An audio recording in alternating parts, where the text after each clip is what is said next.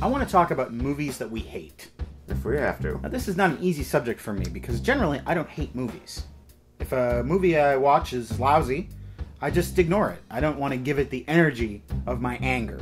But you know what I do hate? Undeserved praise and recognition. Because then, not only did somebody make a shitty movie, but these assholes have convinced everyone that it's a good movie. Such is the case with 2004's Crash. You know what I like about that movie?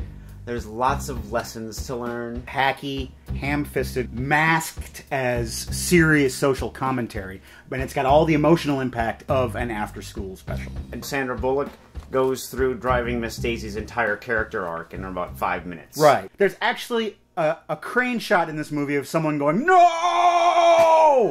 I mean, I thought that we agreed 25 years ago that that was only to be used for parodies of melodrama. That no is comedy. No is comedy. And Paul Haggis is laughing all the way to the bank. But you know what, Craig? I ain't laughing. I hate Crash. You know what I hate? Are the ones that I really have my hopes up for. They put a lot of effort into it, and then it sucks. Fifth Element. Every aspect of that movie is bad. Multipass. I don't even know what you mean there. You have Chris Tucker, who simultaneously sets back the black movement, the gay rights movement, and somehow the women's movement 30 or 40 years through the strength of his performance. I've got a bunch of movies that I've never seen before. You don't know what they are. Every episode I'm going to spring one on you. We'll watch it and talk about it. Welcome to the basement. I'm a rolling stone, all alone and lost. For a life of sin, I have paid the cost. Take my advice, or you'll curse the day you started rolling down that lost highway. Oh no. The auteur for this episode is one of your favorites, David Lynch, and the movie, the spooky, surreal head trip, Lost Highway. Get ready to have your mind blown and put in someone else's head. Released in 1997 and starring former President Bill Pullman, Lost Highway was the final on-screen performance of Lynchian muse Jack Nance, best known for his portrayal of Eraserhead and for saying, "She's dead, wrapped in plastic," in Twin Peaks. The film received largely negative critical reviews, most notably from Siskel and Ebert, who gave it 2 thumbs down and dismissed the film as petty. Roger Ebert also said that watching the movie is like watching a director's notebook. Lynch used the negative reviews in the promotion of the film, citing the 2 thumbs down as 2 good reasons to go and see Lost Highway. In 2003, Lost Highway was adapted into an opera by Austrian composer Olga Neuwirth and Nobel Prize-winning playwright Elfriede Jelinek. That I did not know. That's amazing right there. I have no idea how you do it. As is my custom on this show, I have gotten you a little gift, so there it is. It's a map of California and Nevada. The 2 states where this film was shot. If you're going to navigate a lost highway, you need an outdated roadmap. Please sit down with us on the old leather couch and take a drive into that deep, dark, neo-noir interstate known as Lost Highway.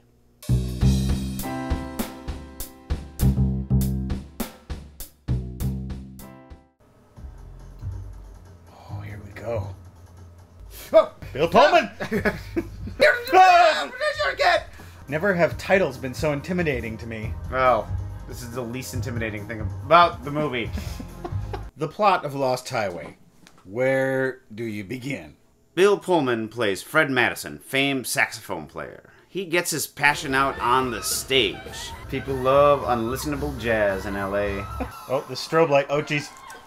Matt! He has very hushed conversations with his wife. What are you gonna do? Stay home. Read. David Lynch was behind the camera going, "You're talking too loud. Be softer." Fred is in his apartment when he is buzzed. He presses the listen button and he hears a voice say, "Dick Laurent is dead." They begin receiving strange videotapes from an unnamed source, and the videotapes show pictures of the house. And every day when they get the new videotape, it gets farther and farther into the house. And the camera is watching them sleep. After that, we get some strange images, saxophone solos, and sex. If Waiting for Godot had a sex scene, this would be it. Whoa! Lou Reed! Fred goes to a party. Hollywood party. He meets a very strange man. Who let in the geisha? Fred is informed that the Pale Man is in his house right now. Call me. I told you I was here. They go back home, and things get real scary back at the house with the dark hallways and the mirrors and the crazy music and sounds. I don't like these David Lynch hallways. A third tape arrives, and in it, Fred sees what looks like the grisly murder of his wife. And he's the murderer. Before Fred knows what's going on, he's caught by the police, tried, convicted, and put on death row for murder. A crime he doesn't even remember committing. So this is jail. I always imagined the bars would be on the walls. And then things get weird.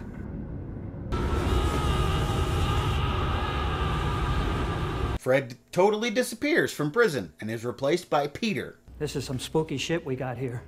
That's the log line for this movie. There it is. Being that there ain't no law about a guy showing up in a jail cell that he has to stay there, they let Balthazar Getty go. Is that Balthazar Getty? Yes, it is. Scion of the Getty fortune. He's a scion? Mm-hmm. I had no idea. Frackin' toaster. So we follow Peter around for a while.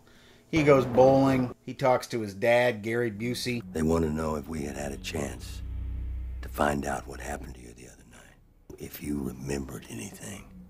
Did I act all that?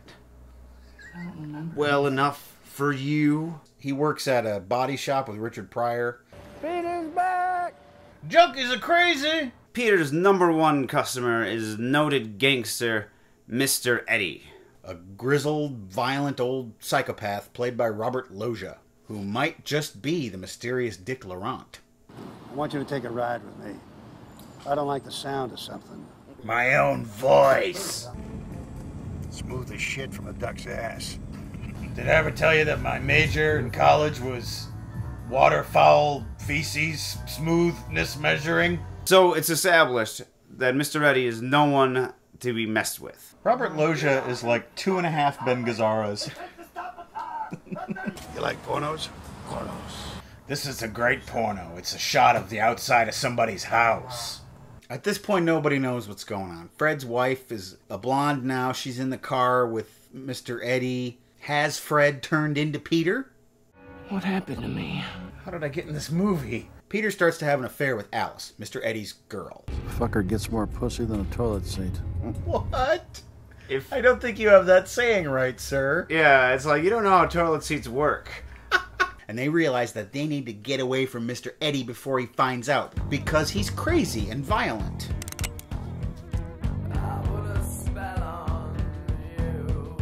It's like a party at Phil Spector's house. They cook up a plan to rob a porno director. The porn producer dies spectacularly. Oh, Jesus. Then they get on the old lost highway, and they go to a remote cabin, and they have sex right in the middle of the damn road. Touch me not, come back tomorrow. Have sex with me in the dirt. Peter stands up and he turns back into Fred. It's about time. And Fred goes into the cabin and has a confrontation with the mystery white-faced man. Fred and the mystery man kill Mr. Eddie. Fred returns to his house, buzzes the buzzer, and speaks into the thing and says, Dick Laurent is dead. Just like he heard at the beginning of the movie. The cops chase after Fred and they go down a lost highway. What does it all mean? I don't know! Still got this movie in my eyes. Yeah, it's hard to shake out. When did you first see this movie? I saw it in the theaters back when it first came out. What was your opinion of it then versus your opinion of it now? So I was very confused at the time. Yeah. I'm a little less confused this time because at least I knew all the plot points going in, or most of them I remembered. Plot points. Plot points. You're so naive. Yes. I think this movie has a lot of similarities with Mulholland Drive. They explore a lot of the same ground. They're both very weird, and I think Mulholland Drive is weirder. Yes. Mulholland Drive, lots of critical acclaim. Lost Highway, negative critical acclaim. Was Lost Highway simply ahead of its time? No, I think he was trying to work out exactly what this type of movie would be. So this is like a proto Mulholland Drive. Yeah, and although it looks all polished and perfect while you're watching this movie, it was a mess. I didn't really think this was that much of a mess. I mean, I sort of, by the end of it, you feel like you kind of have your head around it as much as you ever do with a David Lynch movie. It is very much as though you are watching a dream. And there's not that many directors who can really pull that off. You've said multiple times that the scene at the party with the mystery man, you keep saying that's the creepiest scene ever. The creepiest scene of all time. One of the creepiest scenes ever. I think the scene where they go back to the house right after they encounter the mystery man, I found that to be a lot more creepy. There's nothing scarier in a movie where they like play with light and shadow in that way, where the character's walking into darkness and the camera's following him and you don't know what's going to happen. Fred, where are you? I was really on the edge of my seat. And silence and weird distant sound effects. That's what David Lynch is. Everyone thinks that David Lynch is visual. He's all about... He's an audio genius. A radio play. He should do a radio play. Yeah. You know what he should also do? David Lynch loves mystery. He loves young people. I would love to see an episode of the Scooby-Doo cartoon created by David Lynch. Then you'd understand why Shag and Scoob were so scared. Yeah. The reason this movie doesn't hold up next to the other great David Lynch movies is that this one feels dated. This is very much 90s Los Angeles. Especially the music. Mm-hmm. Yeah. Is the mystery man David Lynch? Ask me. Is he sort of an extended metaphor for the filmmaker imposing himself in the story? Because if you think about it, he's omniscient. He's everywhere. He moves things along. He bullies and intimidates the characters, manipulates them. He's always carrying a camera around. He is always carrying a camera He tapes everything. That's a very valid point. I don't know if Lynch meant it that way, but it works. It does work. Publish it. Final thoughts on Lost Highway. What a highway to drive down at night. I'm glad I got to see it again. It really almost seems like the first time might have just been a dream. I would watch it again, but not right away. Wait 15 years. Well, it's been a long drive. We hope that you've been a little creeped out. Now it's time for Seen It. Seen it! I get a lot of suggestions from people for movies that we should watch on the show, but as you know, only the movies that I haven't seen can be on Welcome to the Basement. Before we get started, I got a couple of comments to read. Very nice comments from some of our viewers. Amanda Cook. Loved the Megaforce episode. I'm trying to not be that loud, obnoxious tenant who laughs at 3:30 in the morning and bothers the entire apartment building. Amanda, we're very glad that you liked Megaforce. We hope you don't get evicted. Amanda, I'm trying to sleep. Please keep it down up there. Another one from Emile Aaron Boulou. I hope I'm pronouncing that correctly. I watched Clue because you recommended it, and I loved it. Thanks, guys. I always love to bring Clue to new people. Justin Grignon. Justin Grignon. What's with all these French names? I don't know. Really love the show. You guys need to watch Rashomon. Wonderful movie. Seen it. Seen it. A friend of mine also saw it, and he had a totally different opinion of it than I did. And then I had a third friend who saw it and had a completely different take. Weird. You know what's weird is that I was about to say the exact same joke. The Legacy 08. Seen The Troll Hunter? Seen it. I have seen like the first half of that movie. Funny you should say that because I had a weird experience with The Troll Hunter. I got the DVD from a popular online DVD rental service. I put it in the player, I pressed play, and for some reason it jumped like a half hour into the movie.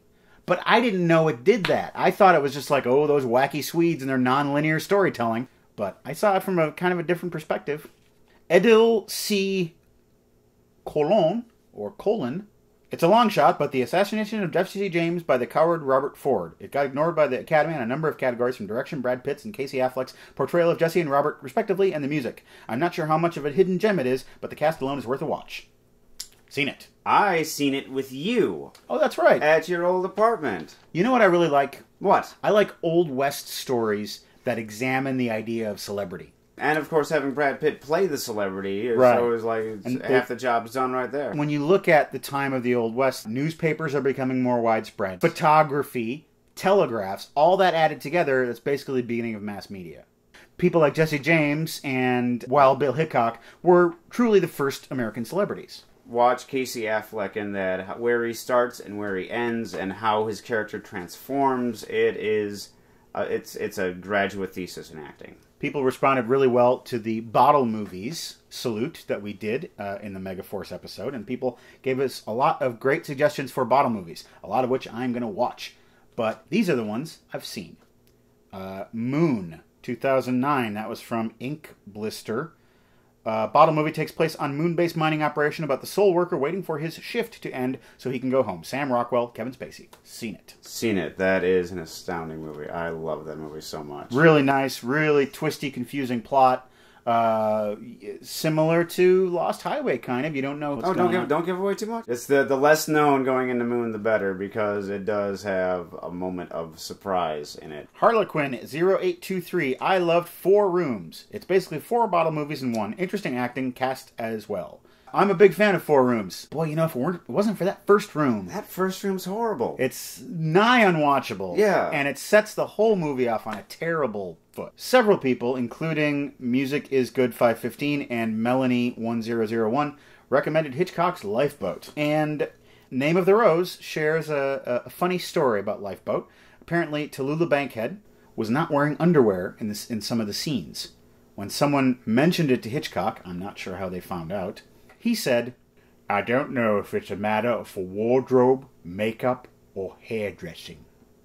That's Hitchcock. We just watched Megaforce starring Mr. Barry Bostwick, so we had plenty of requests like this one. Random NPC 15 would love to see you guys watch Rocky Horror Picture Show, but I imagine you've already seen it. I saw it when I was 18 in my college movie theater, probably the best time to see the movie. So I really liked the subversive elements of the movie, but didn't care so much for the plot, the acting, the music. I first saw it when I was like 16. I was in the theater beforehand, and all these people were pointing at other people and shouting, "Virgin, virgin, virgin." And I was waiting for it to come around to me, and I'm like, they'll know. All right, that's Seen It, and that's our show. We hope you enjoyed this episode, and we hope to see you next time. Good day to you. And a good day to you.